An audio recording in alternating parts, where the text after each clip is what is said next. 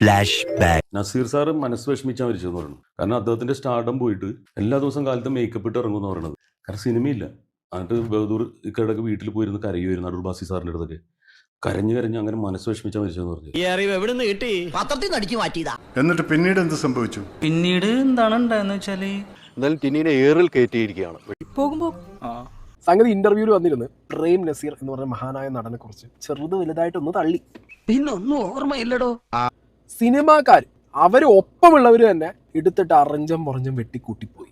Mimicry പോലും നേരെ ചൊവ്വയെ മര്യാദയ്ക്ക് ചെയ്യാൻ അറിയാത്തവനാണ് ടിനി ടോം. അതൊക്കെ എല്ലാവർക്കും അറിയാവുന്ന കാര്യമാണ്. എടാ, ഒരു തൊഴിലിന് ഇറങ്ങുമ്പോൾ അതിൻ്റെതായ മിടുക്ക് വേണം. ഏത് നടന്റെ ശബ്ദം എടുത്താലും സ്വന്തം ശബ്ദമാണ് പുറത്തോട്ട് വരുന്നത്. തൃപ്തിയായി സാറേ, എനിക്ക് സന്തോഷായി. മലയാള സിനിമയിൽ PJ ആന്റണിക്കും തിലകനും നെടുമുടി വേണുവിനും ശേഷം വന്ന അഭിനയ കുലപതിയാണ് ഇയാളെന്ന് സ്വയം ധരിച്ചു വെച്ചിരിക്കുന്ന വിഡ്ഢി കൂഷ്മാണ്ഡം. എല്ലാ കഴിവും കൂടി ദൈവം ഒരാൾക്ക് കൊടുക്കൂലല്ലോ.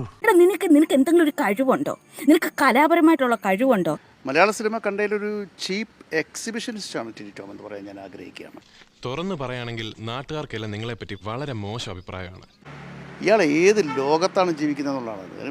ഒരു വിഡ്ഢികളുടെ സ്വർഗത്തിലാണെന്നാണ് തോന്നുന്നത്. എനിക്കും തോന്നിയത് യാതൊരു ബുദ്ധിയില്ല.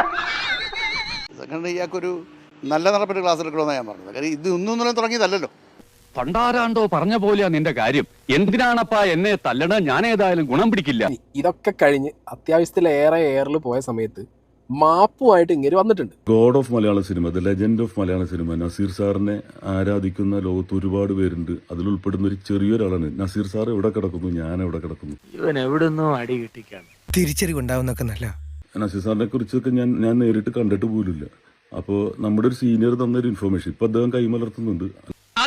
ഈ സീനിയർ നടൻ ആരാന്നുള്ളതൊക്കെ നിങ്ങൾക്ക് ഇപ്പൊ കേൾക്കാം. മമ്മി സെഞ്ചുറി എടുത്ത് ഈ ടിനി ടോം പറഞ്ഞിരിക്കുന്നത് ഇത് ഞാൻ പറഞ്ഞതല്ല, ഇത് മണിയമ്പിള്ള രാജു എനിക്ക് പറഞ്ഞു തന്നതാണ്. അയ്യോ, ഞാൻ അങ്ങനെയൊന്നും പറഞ്ഞിട്ടില്ല. നിന്റെ നാക്ക് പുഴുത്തു പോവും. ഇവനൊന്നും നസൂസിനെ കണ്ടിട്ട് പോലുമില്ല ഞാൻ.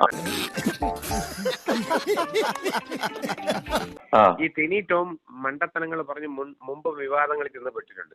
എന്റെ സ്വഭാവം നിനക്കറിയില്ലേ? ഇവനെ പോലൊരു പിന്തിരിപ്പൻ ഈ പഞ്ചായത്തിലില്ല. അതെ അതെ.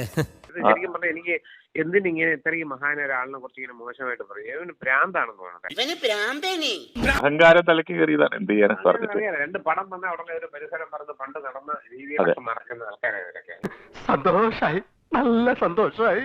നിങ്ങളോട് എനിക്കൊരു ദേഷ്യമില്ല. വിവരമില്ലായ്മ ഒരു കുറ്റമല്ലല്ലോ. അതെ. ഇപ്പൊ നിങ്ങളുടെ ഹീറോ എന്ത് ചെയ്യുന്നു? ഇപ്പൊ ഏറില് നിൽക്കുകയാണ്.